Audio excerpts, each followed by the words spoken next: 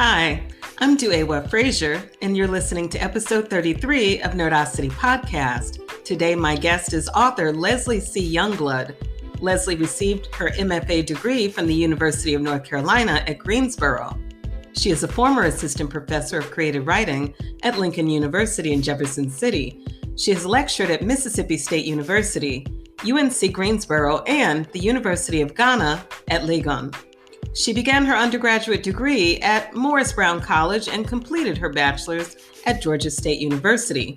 After graduation, Leslie served as a columnist and assistant editor for Atlanta Tribune, the magazine.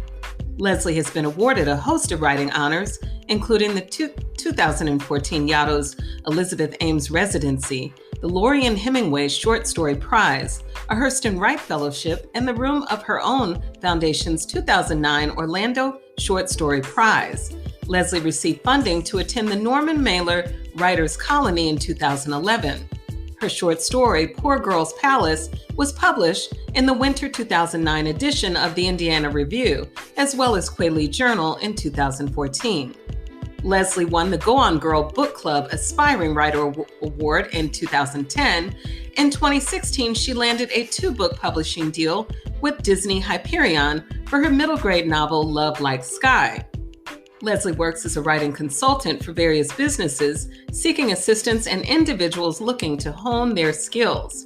In 2019, Little Brown for Young Readers acquired Love Like Sky and Leslie's forthcoming title, Forever This Summer, from Disney Books. Forever This Summer will be published in July 6, 2021. Born in Bogalusa, Louisiana, and raised in Rochester, New York, Leslie is fortunate to have a family of natural storytellers and a circle of supportive family and friends. I hope you enjoy this episode. Thanks for listening. Greetings, Leslie. How are you? I am great. How are you? Good. Thank you so much for joining me today on the podcast. You are very welcome. And I want to congratulate you on your forthcoming book, the second in a series, Forever This Summer. Yes, thank you. I am so happy that it is less than 3 weeks away from being out in the world. That's right. And so we'll be celebrating your book birthday very soon as well. Yes, thank you. And so, Leslie, you are also the author of Love Like Sky, and that was your debut book. And so Forever This Summer is your follow-up. Is that correct? That is correct. Love Like Sky was debuted in 2018, and it was originally published by Disney Books. So that was my debut. It was just a wonderful, wonderful time. 15 years or so in the making, not for Love Like Sky, but just publishing in general. Sure. And I can believe it because, people may think this writing work is like overnight, but it's certainly not. It's sometimes a very long, hard one journey to publishing. Right. Sometimes you hit lightning in the bottle, as they say, and it happens instantaneous. But for most of us, it's a long path that we love it. We're dedicated to it, and it's really no plan B, at least not for me, as far as publishing. Certainly. And, just thinking about, as you mentioned, the time range of publication with your first novel, your biography mentions that you won the Go On Girl Book Club Aspiring Writer Award in 2010. Yes. And that in 2016, you landed a 2-book publishing deal with Disney Hyperion for your middle grade novel, Love Like Sky. And so that is just a wonderful marker and starting place. And then, as you mentioned, your book was published a few years later, after your deal. That's true. And I'd like to just take a moment to thank organizations like Go On Girl, who before you're published, before you're, out there in the world, they recognize something in you. They see your talent and they encourage you. With not a book out to my name, they treated me like royalty. And I really appreciate that to this day. I thank them and all organizations that are out there, not just to support us after we publish, but to encourage us along the way. We all need that. That's wonderful. And I'm so happy that you mentioned that. That is certainly a reference for me, because we often forget about the pre-stages of, wanting and needing support, being in writers' circles, workshopping. And Leslie, you also have an MFA in creative writing degree. Is that correct? I do, from the University of North Carolina at Greensboro. I finished my MFA several years ago, which was a journey in itself. I do recommend the MFA program for someone, if you have the time, the space, and also the funding to do that. I would encourage it. But if you do not, that is not the end all be all. There are other ways to go about, as you said, workshopping, reader circles, and things of that nature. So there's just more than one way to get to your goal. Exactly. And I appreciate that as well. And so, Leslie, can you talk a little bit about what inspired you to become a middle grade author, a writer for young readers? Well, I would have to say, as I've heard others say before, that I don't know it's not what I set out to do. It's one of the things, of course, that I love to do. But I have to tell you this, sometimes the books you write choose you. And I do think, I think, that this particular series chose me. I was writing short stories. I came into my love of writing through the short story form. And so I was a short story writer, had a few stories published. And this was mainly when I was in my MFA program. And I noticed that in my short stories and even in novels that I was drafting at the time, young characters would be secondary characters. And when you're in an MFA program, this was before the onset of MFA in children's literature, which is fairly new. As you probably know, that was not really out there maybe 10 or 15 years ago. So I just never thought to write the young person as a protagonist. So moving on, this voice that I just had to learn to trust was saying, hey, what about me? Mm-hmm. I can tell this story.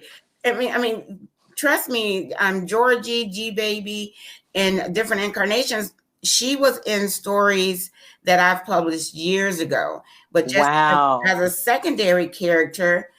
And I've had mentors such as Marita Golden and others who would read these stories and say, wow, you have a voice with your younger characters. In my mind, I was so in a box where I just didn't think of myself as a middle grade writer, but wonderful things happen. I'm here to tell you, when you break yourself out of a box, and you set your mind free, and you're not trying to dictate what you think you should be and how you think you should write, but you listen to the story that wants to be told. And the stories wanted to be told in this voice of an 11-year-old. So that doesn't pigeonhole me from writing in the future from other ages or vantage points, but that story wanted Georgie, and I'm glad and I'm blessed that I listened. Finally. Wow. That's an amazing story, and about the story or the characters choosing you. Exactly. And that leads me to, wow, this is going to be like my third or fourth question, but I have to ask this now. Your thoughts on creating brown girl protagonists in middle grade, in YA middle grade.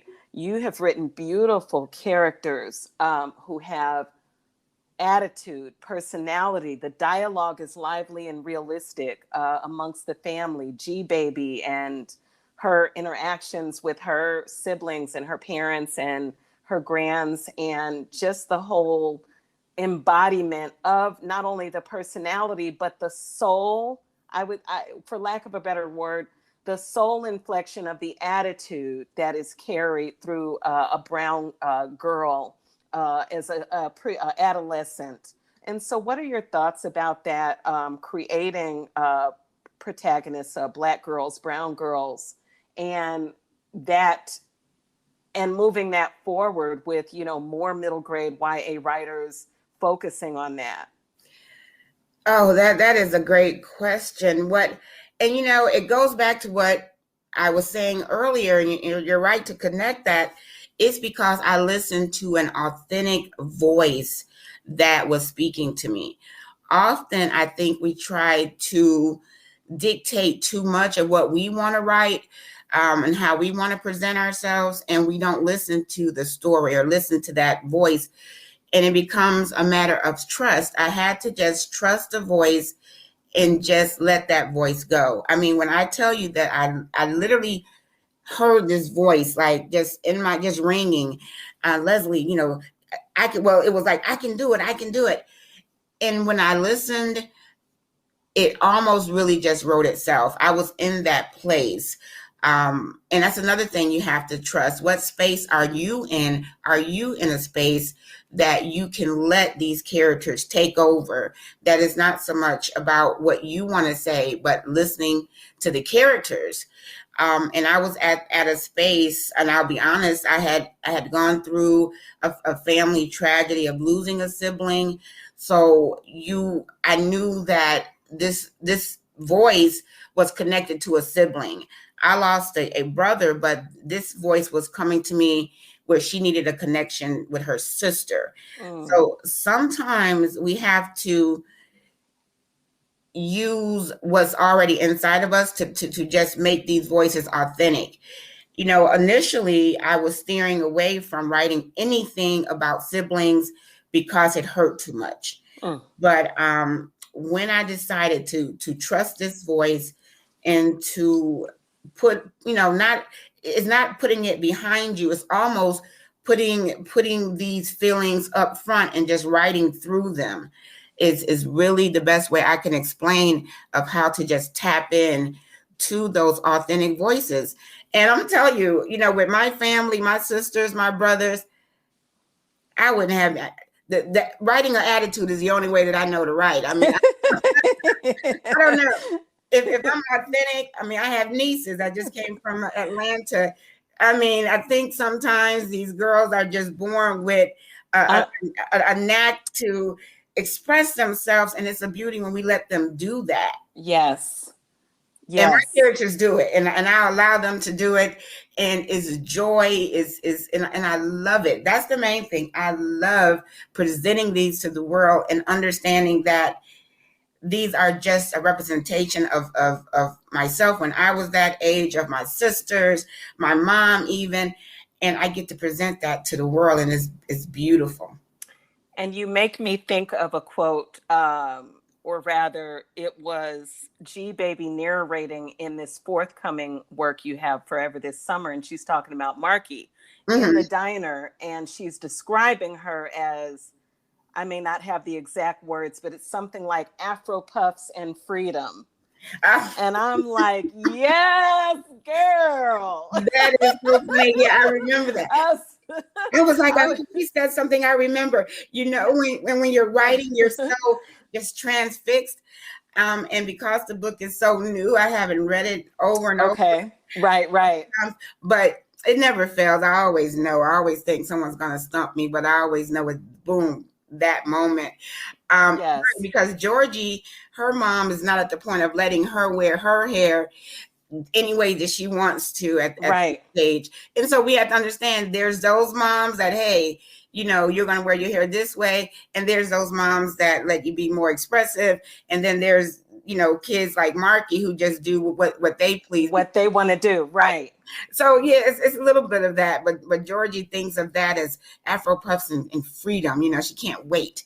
Right. So she's ready for that. Right. She was like, that's who I'm supposed to be right now. Right. And I love how we as brown and Black girls get that from our friends. There's different variations. Sometimes you have different friends because they represent something. Wow, she's outspoken. I'm quiet. and you gravitate toward that. I think that is what's going on with Marky and Georgie. And Georgie, right. You know, as we say, quote unquote, I like her style. Right. I like her style. We're not, and we love expressing that, you know, and that's just a beautiful thing about Black women in general and Black girls. Yes, yes, indeed. Okay. And so, wow, there's like so much I want to talk to you about. Okay. And so, Leslie, can you talk a bit about your early inspirations for writing, whether it's favorite writers or favorite books or favorite quotes or favorite publications? Like, what was feeding you all along the way, all along the path of becoming, you know, author? Well, I definitely think that I'm more from the school of, I didn't grow up around millions of books. When the times I did go to the library, it was mostly to do homework, watching my brothers and sisters, making sure they did what they needed to do. But I grew up, you know, in the South primarily before we moved to Rochester, New York. But we told stories. My mom, my uncles, my aunts, it's just an oral tradition of sitting around and starting with, remember that time so-and-so did this. And so when I hear that, and I hear that dialect, and I hear those nicknames, and I hear just that joy from being able to remember stories and pass them on, that is what fed me. And then it just becomes, how do I capture that? As far as just books, you know, I have to say my mom, she read a lot of magazines. Essence magazine was always there, and Ebony magazine. And I remember when Ebony, way back in the day, had short stories published in Ebony magazine, I believe. But as far as novels, I'm sure I was exposed to, I didn't learn a lot of these novels until I was older, say that. In high school, I wasn't really exposed to them. It wasn't until I was in my 20s, because let me just back up. At one point, I wanted to be a fashion designer. So I'm not even going to tell you that straight through. I knew from childhood, from day one, that I wanted to be a writer. It had not been presented to me as a career for a Black girl. I just didn't know any, you know, I didn't know of anyone. But I did at one point watch Diana Ross as Mahogany. So I'm dating myself with that. And my mom and my grandmother both could sew. So it seemed a natural fit that, hey, I can be a fashion designer, because that's what I could physically see do. But one day, I was working as a receptionist. I had moved to Atlanta. I was working as a receptionist.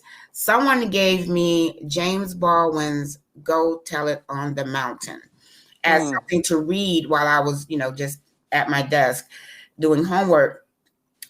I read that book from cover to cover that day, and the next day, I changed my major to creative writing. Wow. It was so powerful. I knew it was in me, because keep in mind, I loved the books, I loved writing, but it just never came together like it did for me in that book. There was everyone that I knew in that book represented in some shape, form, or fashion. And it made me feel something when I read it, and I said, I want to do this. And that was it. So, and of course, from there, I discovered Morrison. And of course, Morrison's quote has led me from that point. You know, if there's a book that you really want to read, then you should write it. You know, of course, I'm paraphrasing that. Right. And then Baldwin, with just his quotes about determination and endurance in writing, which I embody, that has really kept me. Wonderful. And you mentioned, you know, all of the greats, so many writers, American writers, Black writers look to James Baldwin and Toni Morrison as, like, you know, they are the height, they are the mountain of, you know, the mountain peak of writing and publishing. I know, and I also, and along the line, once I understood what I was writing was middle grade, because I didn't know, I knew it was young adult, but I didn't know specifically it was middle grade.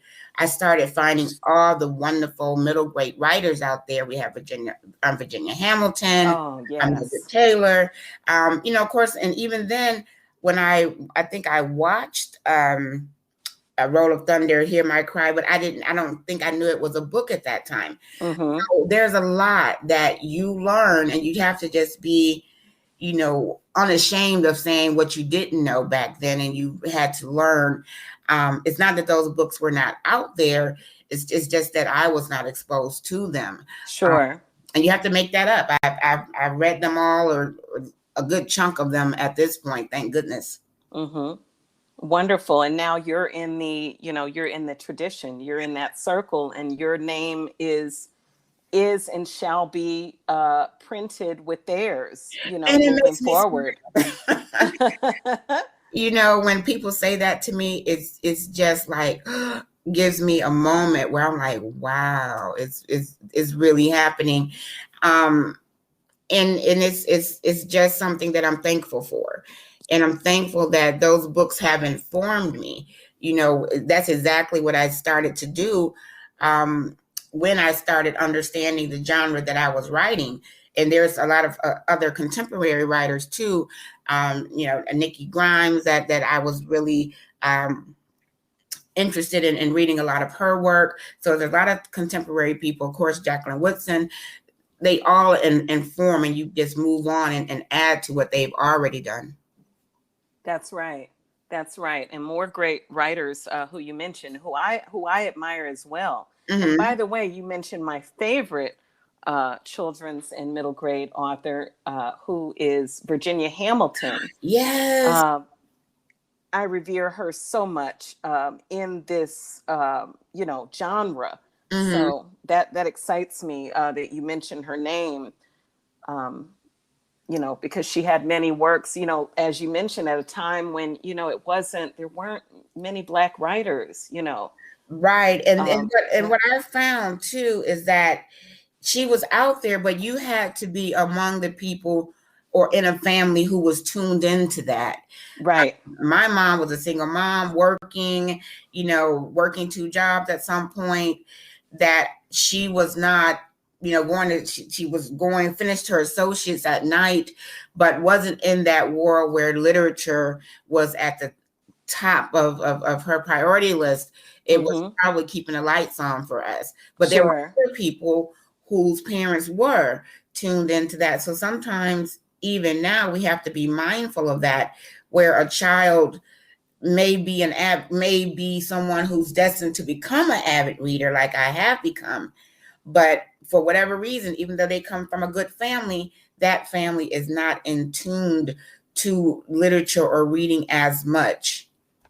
Sure. And that's an excellent point. And I appreciate you mentioning that, because that speaks to, literacy advocacy, and how, closing the gap in terms of reading and exposing all of our children, especially Black and brown children, to the wealth of books and resources that are out there for them, regardless of their background, economic standing, Right. Whether their parents are single parent, employed, unemployed. Like when I was a K-12 teacher, I was a proponent of, okay, we understand as teachers, our children are coming from different circumstances, but the one thing that they are afforded, all of them, is a library card, which is free. Mm-hmm. And that's something I always kind of pushed, among my students and with their parents. I understand you may not have the time or the funds to go to Barnes and Noble every few months and get the latest books, but you can certainly go to the library where the books are free. Exactly. Mm-hmm. That's true. Yeah. And so, Leslie, now thinking about, I just had, some more questions before we get even deeper into your latest works. And so, with the pandemic, is something I've asked my guests, how did, if at all, did the pandemic impact your writing and creativity? Well, I would have to say I was already working from home without much contact when I was focusing on my work, that I didn't have that, I guess, withdrawal from social scene that people did go through. And seeing my family, my mom and my pops that are here, that was hard, but my writing pretty much, moved on. Now I'm just trying to really think back to that moment, and to see exactly, because it seemed it wasn't that long ago. It was really recent. So right. I think I kept writing, and I think what changed as far as the writing was concerned was that fear of, okay, I'm almost finished with this novel. How is this going to, how are we going to move?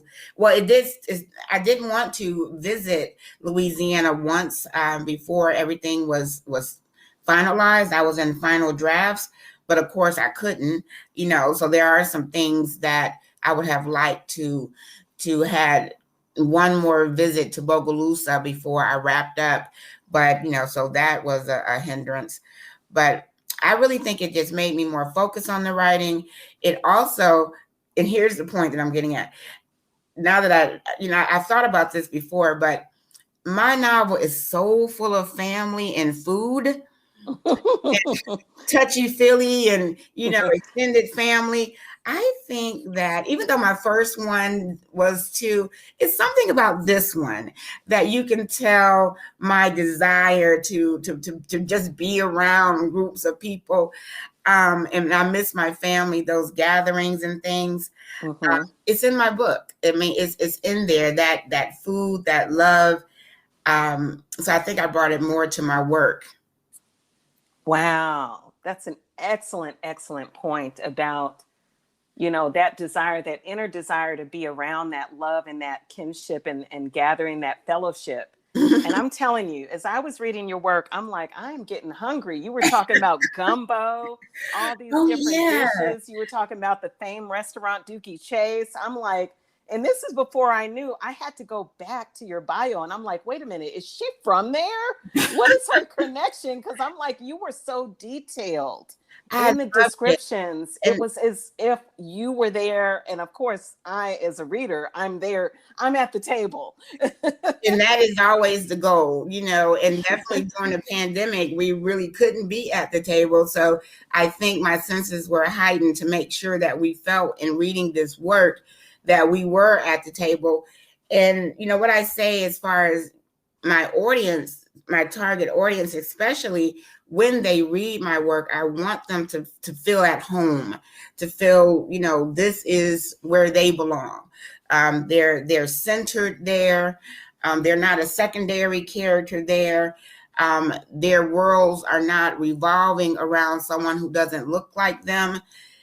Everyone in this story is someone that a young Black girl can say, hey, I know this girl, I could be this girl. And I think that is something that gives me a lot of satisfaction in that. Definitely. And that definitely came through. And so, Leslie, wanting to ask you just about, in general, your thoughts on writers of middle grade fiction, even teen, the older teen adolescent writings, with everything going on in our world, be it social justice, be it, education issues, anything related to youth and families. Do you think that writers of these works should have a particular focus right now? And definitely in working with their publishers and editors, certain themes need to be more so highlighted and brought out? Well, that gets to be sort of, tricky, I should say, for lack of a better word, because you don't want publishers to start demanding that everyone write about a certain thing if that's not what they want to write about. And you don't want to box everyone in to every book has to be about race, or every book has to be about a fight for justice or to some point. So, because you can get to that point where a writer who has a good story, unless that story is talking about Black Lives Matter, that writer may be overlooked. We need to be in a place where I would like us to be in a place where there's so many Black writers out there who are being published that whatever you want to write about, there's space for that, as opposed to we have our Black Lives Matter writers and those are the only ones we're going to publish right now. Or we have this, genre of writer and they're the only ones hot right now.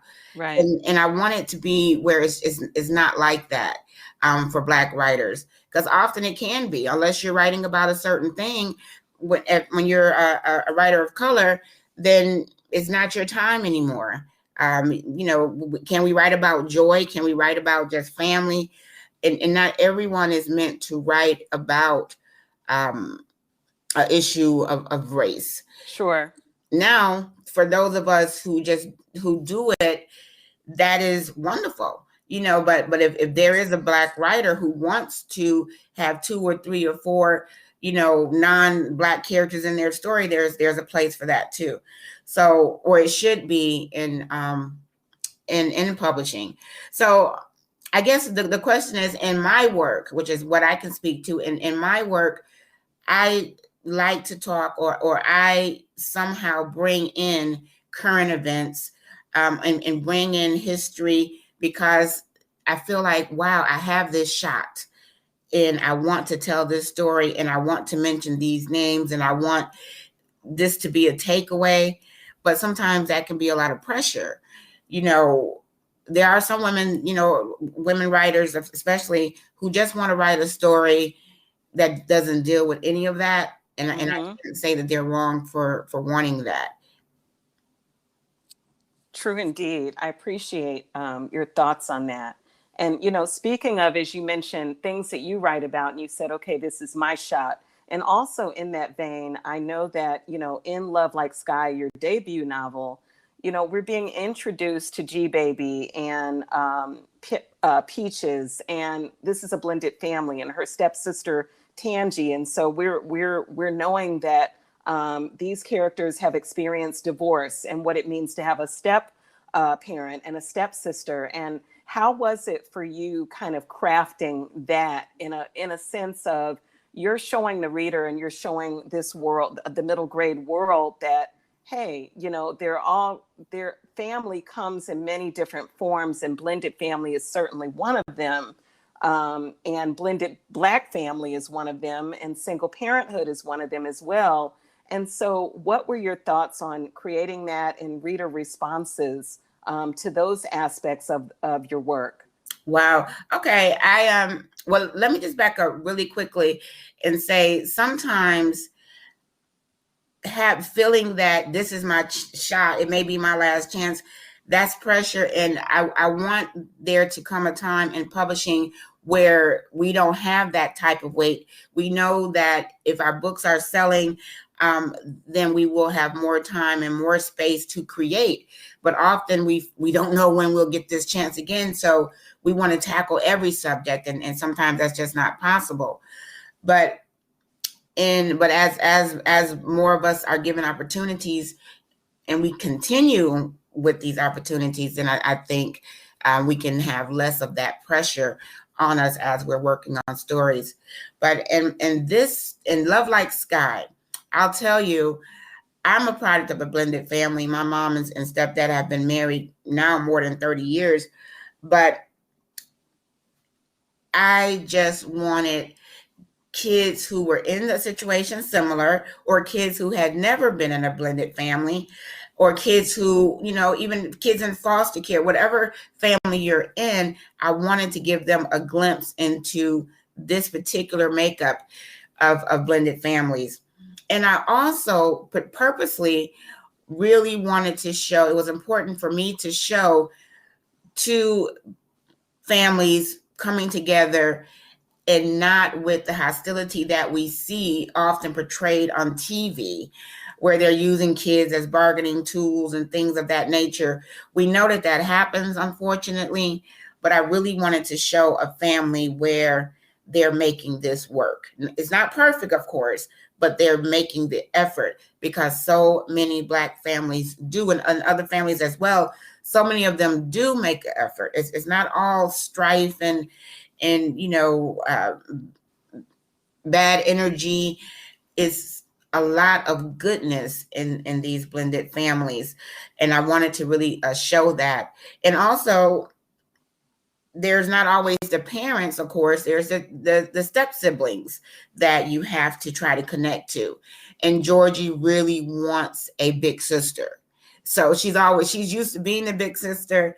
This was her chance to have a big sister, but Tangi isn't ready for that. She's 15 and she's not having any of that, and Georgie has to win her over. So it was important for me to show these different dynamics, and I absolutely loved just diving into that. And the response is, I still get responses about the blended family. Matter of fact, I just got one today on YouTube where the mom was telling me how much her daughter enjoyed it and how much it helped them through a separation from their dad. So it works in a lot of different ways. Wow. That's amazing. And I take my hat off to you for thinking outside of the box and even drawing from your own experience to present this, because kids need it. Children need it, and we all need it, because this helps to form that empathy and form that understanding of, what we don't usually see in the writing, in the books. And when we talk about Love Light Sky, which is another thing I love to give the fodder for teachers and parents, of course, to have these conversations. That is what, books to me are vehicles for that. They can give parents, places to enter a conversation about divorce, about blended families, about bonding with a step parent, about loss, about grief. All of these things can be entered into from a story. And I think that's what a lot of what I like to write about too, to make sure I'm giving parents and guardians ways to talk, ways to have conversations. That's right. And that's so important. And so, Leslie, this brings me to diving into your forthcoming work. And I'm so proud of you and happy for you with this. Now you have a second book coming out. So you are cemented in the canon of children's literature. Yay, I'm excited about it. I'm proud about that, I tell you. And so, and we're talking about Forever This Summer, which will be released next month, early the first week of July. And I wanted to note that School Library Journal gave your book a wonderful review and included stating that your book is packed with important life lessons. The story is captivating. It has a dynamic cast, intriguing plot, and essential advice. Make this a recommended purchase for all libraries. And I also wanted to mention your wonderful Kirkus review, that this is a heartwarming story with an inspiring message about creative youth activism, and that in general, it features compelling narrative imbued with historical and cultural context, which we touched upon a bit. So I wanted to ask you, I know this is a follow-up to your first book, but now in thinking about the difference between this book and your debut novel, what inspired you to include, a lot more of the different details, as you mentioned, historical, cultural, and even fleshing out G-Baby's character a lot more, that she is adolescent, heading into her teen years. She's got opinions on everything. And, there's just a lot in this story. So I don't want to give, too much away, But can you tell me about your inspirations for this work? Oh, definitely. I wanted to take it back to my hometown of Bogalusa, Louisiana. Bogalusa, Louisiana. I'm shouting them out. I was raised there until I was 5, but as I've matured, I've realized just how many of my memories are cemented there in Bogalusa. So when I thought about the setting for the next novel, the first one takes place in Atlanta, Georgia, Snellville specifically. But for the second one, I wanted them to take a road trip and to go back to the mom's hometown of Bogalusa, Louisiana. So once you step foot in Bogalusa, you are stepping foot into a place packed with history. But unlike Atlanta, a lot of the history is not known to the masses. As you have what the civil rights means to Atlanta, Georgia, and such. But Bogalusa is packed with history and groundbreaking things that happened in that small town. So when I knew that I was going to set it there, I knew that would be a chance for me to talk about it and talk about some of those things, but also give Georgie that sort of fish out of water context, because she felt that way in Love Like Sky, but for different reasons. And now that she had her experience in the first book, I really wanted her to be in a place and meet people where she sort of had to understand more about a person just based on not them being a part of her family, but what she thought that she wanted to learn from this person. So that's pretty much how I can explain that, as far as her connection with Marky, who she comes to befriend. But I think it was just a chance for Georgie to go to another town and just authentically be a part of it, and get to meet extended family. Sure. And that's so important. And as I was reading it, what struck me is that this is the experience of so many young children and teens going away for the summer to visit family. If you live up north, you might be going down south. If you live down south, you might be going up north or Exactly. to the east, to see your grandparents or your cousins. I know I can remember going down south a bit to see my cousins in Houston. And, that was always big fun and great memories to get with them, because we could only see each other, once a year. Right. So, I could really very much relate to that, parents and grandparents bringing the youngers together, and then, the youngers coming together with the older generations. And you do weave that in with, Aunt Elvie and Grandma Sugar and, all of those beautiful characters in the work. I love to pay homage to the elders in that way, and I'm glad that runs through and Love Like Sky as well. So there's just that connection that I hope springs forth from the book, and just be I'm sure if it's there, we can nurture it more. Because younger kids today are on the phones and things like that, and Georgie mom tries to control her telephone usage, but you can only do that so much. But having those elders there and letting them know, because they may be the ones reading the stories and to their grandkids. I look for situations like that. I like for them to see themselves in the books. And what is important to me, and has always been important to me in writing middle grade, is not to make adults irresponsible, know nothings. And I've read so much middle grade and so many books where the kids are wonderful and smart and just geniuses, but the adults, they're just nowhere to be found. And when they are, they're, they don't add anything to the story. Right. Thinking there has to be another way to incorporate, because in my childhood, it wasn't like that.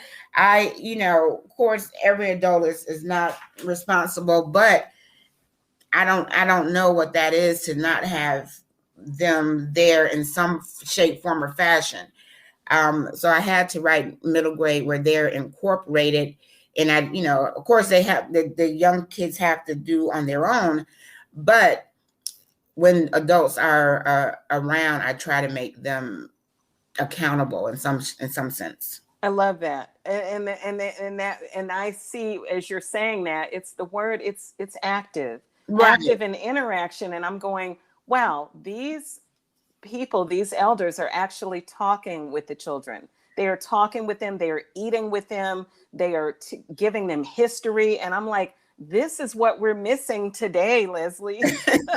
Like, where are these folks? And it's not, because sometimes in middle grade, the goal is to try to get rid of the parents so the kids can have their adventure.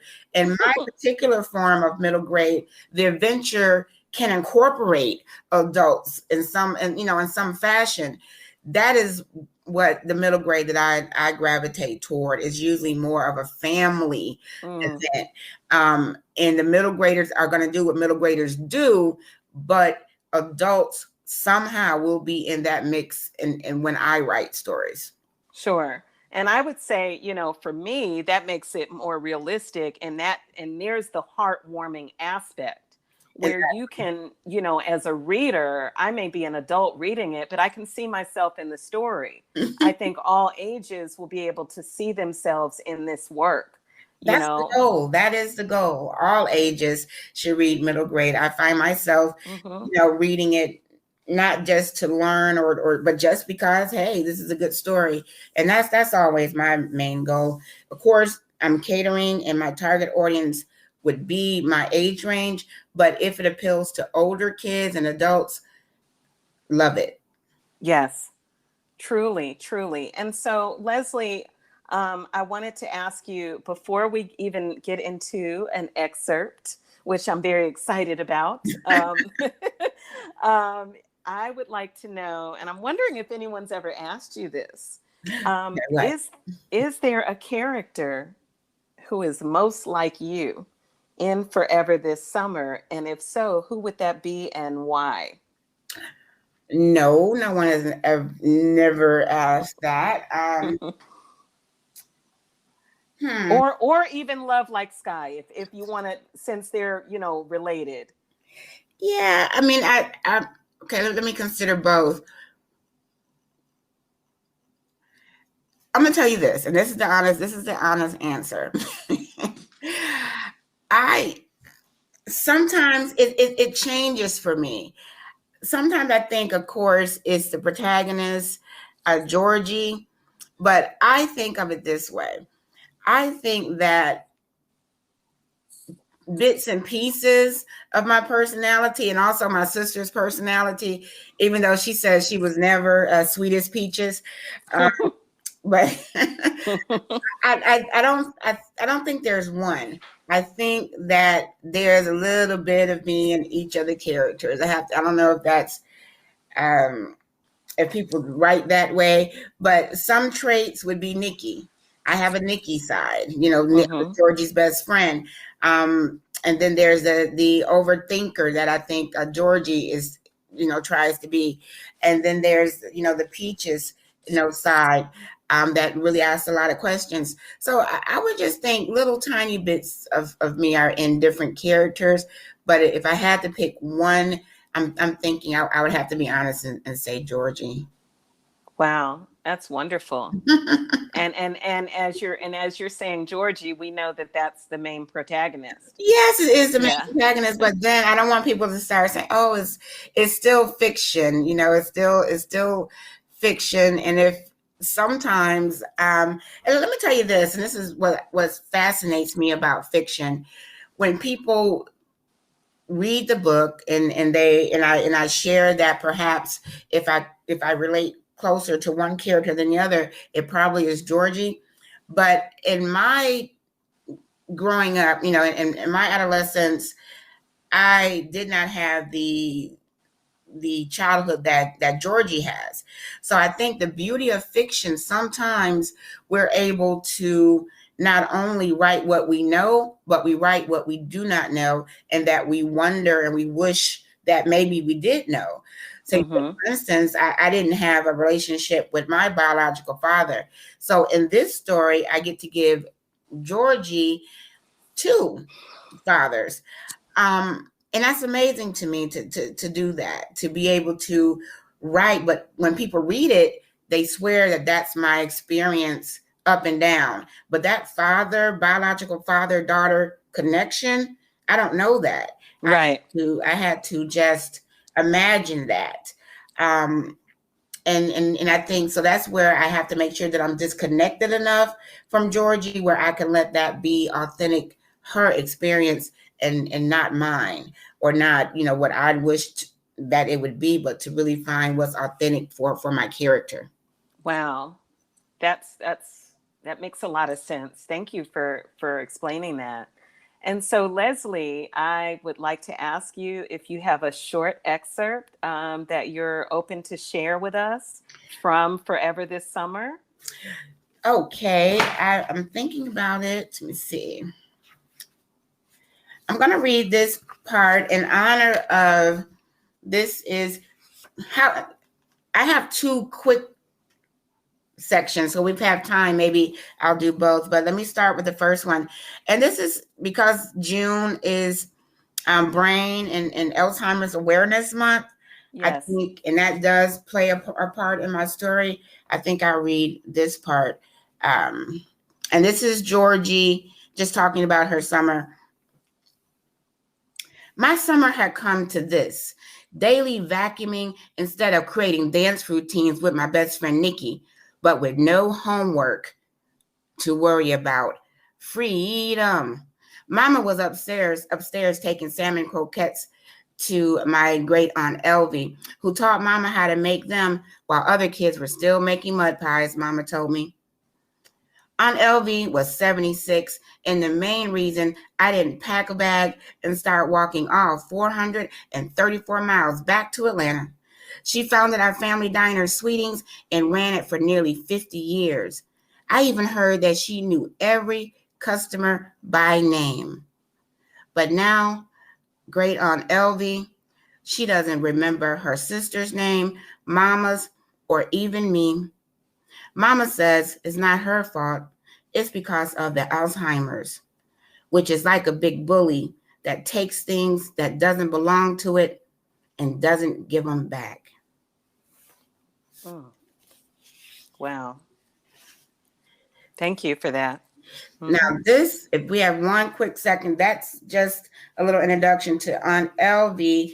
And then quickly, we can go into the diner when Georgie first walks into Sweeting's diner. Oh, yes. Yes, we'll do a little bit. We'll skip the, there's a menu out front, a menu board that has catfish, salmon, whiting, home fries, coffee, all of those great things that should be at most diners. And so when Georgie walks in for the first time, she says, even though I thought I'd given myself a minute to be what Daddy called the 3 C's, cool, calm, and collected, I opened the door, and with such force, I almost fell in. Sweetings was like a classroom-sized gallery with pictures of old-timey singers and musicians on the wall. They were all framed and had signatures scrawled across the bottom. And just like Otis Redding, who's the Dock of the Bay, rang out, I heard most of them from Grandma Sugar and Daddy.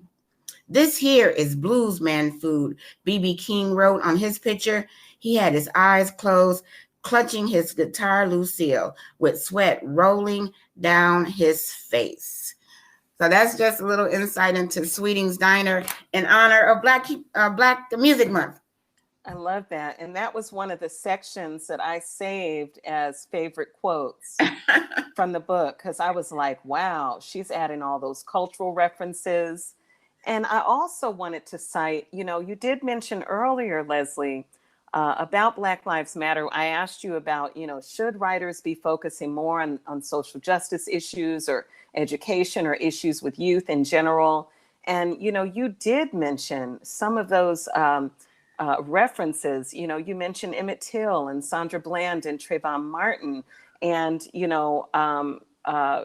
Georgie asking, did anything bad happen to her daddy? And Emmett Till comes up, and there's this whole discussion here. Oh, okay. Maybe I misspoke. Let me be clear. For me and what I write, I am one that I'm always going to go with trying to address something that's going on currently. Even in Love Like Sky, there is Tangi gets involved with the Black Lives Matter protest. So, but I'm thinking of the fact that I don't want to be pigeonholed if that's not what I choose to write about that, and that's what I want to write about. But when it comes to publishers saying, hey, the only way you're going to be published is to write about these subject matters, then that's pigeonholing, putting us in a box or a pigeonhole, and I don't want that. But that is my comfort zone. I purposely love writing about these topics so that I can pass them on to the reader. So, I made sure I was ready to go to battle with my editor in Love Like Sky if they gave me any pushback on Trayvon Martin, Michael Brown. If I had lines in the sand where I was ready to say, hey, those names need to be mentioned just as I do in this book. So I'm comfortable in that lane. But what if I wasn't, Right. Does that mean that I'm not going to get published? What about another Black writer who doesn't want to write about those things? I want us to have publishing to the point where Black people, like other people, can write about what they choose to write about. Sure. And that's so important. And I appreciate you really highlighting that we should have the freedom to write in the subject matters we want to write with, not just related to race and social justice, if that is not the area that we are most desiring to write in. Exactly. But if it is, let's go for it. Right. Let me tell you this. I have 3-star reviews: Publishers Weekly, School Library Journal, and Kirkus. Each review mentions that all of my characters are Black, or at least 99% of them are Black. Every review mentions that. Writing from a mostly Black cast, and so I thought that was interesting. Yes, I did. And I did notice that it like at the end, it almost gave that tag, Right. Yeah. And so I'm thinking that as a good thing, because I know that most of my characters are Black. That's just where I was writing from. And I think that I purposely, in this story, that is the town of Bogalusa. And so I'm not at the point where I have to put anything. When a white character comes or a non-Black character comes authentically, then that's fine. But for it to be more acceptable, then if I have to insert a character in there that just doesn't fit at this time, then that's not something that I thought to do. I wanted to write the book that was authentic to me, and these characters are it, and they are definitely enough. And it doesn't mark it as a quote unquote Black book, which I don't think that's what the reviewers are saying. Right. But when people see the cover, they may think that. But we have to get to the point where reading about all Black people, or get back to the point, because I think we were there at one point, where reading about all Black people is normalized. It doesn't mean that it's not for white kids or it's not for Asian kids. It means that these lives are valued, they are centered, and they do not need a white person or a white character to center around. Sure. And I understand that. And I think it's also helpful to your mention that, if librarians or teachers or parents are specifically looking for books with these characters and subject matter, then they don't have to search like a needle in a haystack to find them. That is so true. And that's how, going back to your point about empathy, how do we teach kids empathy? How do we teach kids at this level, if not younger, that Black lives do matter. How can that matter when all of their books, when the studies show that they are more likely to read about a dog than a Black person? Wow. We have to move beyond that, where it's normalized, like it was for me, unfortunately, to read a book with no Black people at all and think, well, this is just the way things are. Wow. And then, I have read some books that were great books that did not have any Black characters because I wasn't used to looking for them. But I think the goal is not for me to put a white character in every book that I write. The goal is to have so many books out there that have Black characters that we have books for every experience. Sure. Like white writers do in most situations. Exactly. And I appreciate that. That's excellent points. And so, Leslie, please tell me, what's next for you? I know that Forever This Summer is coming out early July, July 6th. And so, do you have anything else you want to share with us about this forthcoming work or any other things that you have in the works? Oh, well, I'm thinking about writing a mystery. So I'm kind of dabbling in that, and writing from perhaps a male protagonist point of view. A third installment of Georgie is probably going to come out eventually, but I think I'm just having this voice of a male protagonist. And so we'll see how that goes. So that's what I'm working on now. But other than that, it's really just trying to prepare for this book to be out and to do what's very hard, which is to just let it go and understand that I only have so much control over what happens once it's released in the world. We can do what we can do. We can market, we can promote, we can be on social media, but sometimes certain things are out of your control. But I'm still doing the best that I can to get it in as many hands as possible. You are, and it will certainly happen. It will certainly happen. And I'm definitely one of your supporters, Leslie. So it's going to happen. And so how can we best, speaking of support, how can we best support you, whether on social media or do you have any reader groups that you're facilitating or any upcoming virtual events? What else? How else can we support you?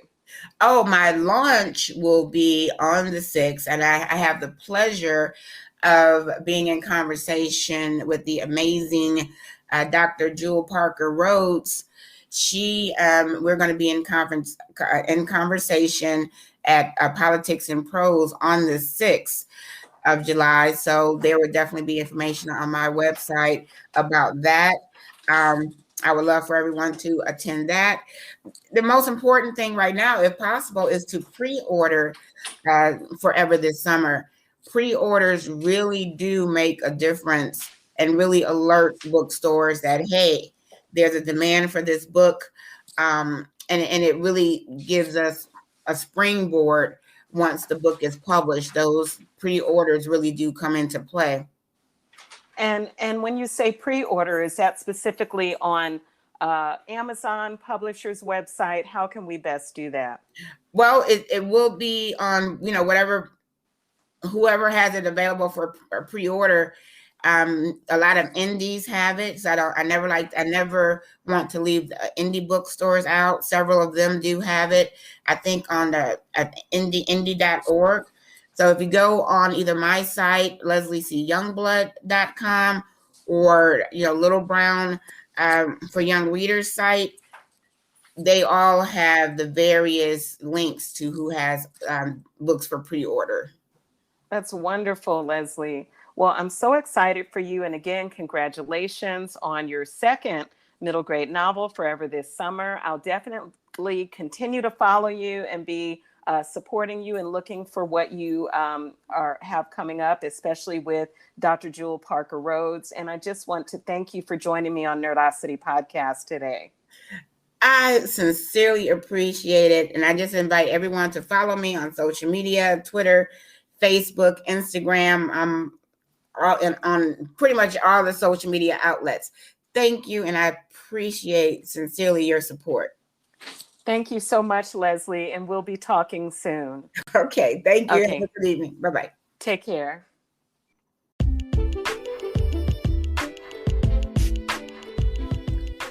And you were just listening to episode 33 of Nerdacity Podcast, featuring middle grade author Leslie C. Youngblood. Be sure to check out Leslie's forthcoming book, Forever This Summer, and visit her website at lesliecyoungblood.com. I hope you'll follow Nerdacity Podcast on Instagram at Nerdacity Podcast. Also, if you're on Twitter, tweet me at NerdacityPod1. I hope you'll check out future episodes. I have Vincent Kelly coming up, a children's author, as well as the Summer of the Word poetry series on IG Live for the next few weeks. I hope you'll visit the website here, also at anchor.fm/DuEwa Frazier. Thanks again for listening. Take care.